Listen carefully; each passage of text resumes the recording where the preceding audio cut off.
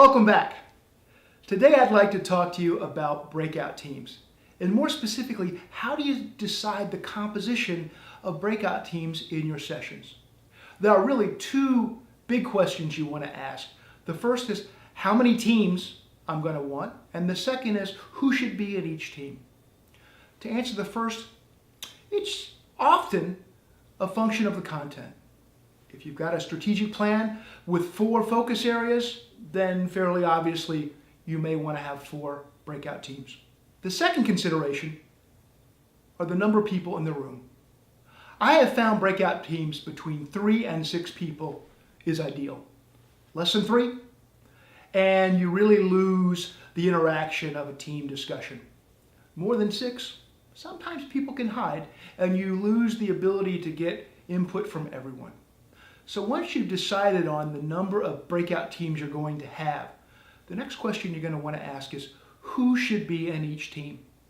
There are actually 4 options that you've got. I usually will share these with my client before the workshop and confirm the approach that I'm going to use. The very first one is just break the room up into groups. Let's say we have 3 breakout teams. I may have this group in one, this group in another, and this group in a third. The advantages of this technique is that it's very quick and very easy. The disadvantages, though, are that sometimes cliques can form as people sit with friends and coworkers, and so we tend to carry those cliques throughout the day.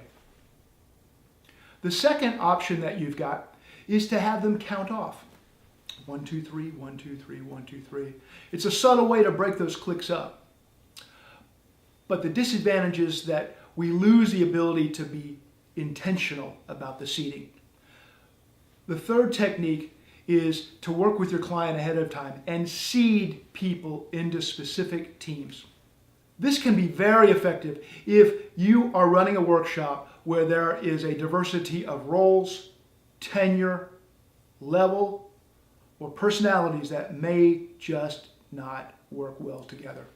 If that's the case, ask your client to seed those teams, because after all, they'll know those dynamics much better than we will. The fourth technique I often use is to let participants place themselves into teams based on their interest or passion for whatever breakout topic they're going to have. This can really ensure that the conversation is as robust as it can be.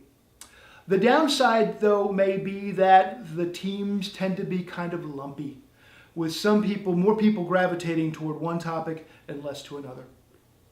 The way I'll mitigate that risk is before I ask folks to select a team based on where they're most passionate or most interested, is I'll ask them for a second choice in case we need to load level the teams.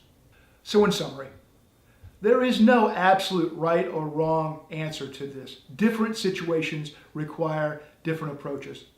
That said, the wrong approach can significantly impact the dynamics and the output of your session. So as a facilitator, it's certainly worth asking your client this very important question to maximize the use of this very powerful tool. Thank you.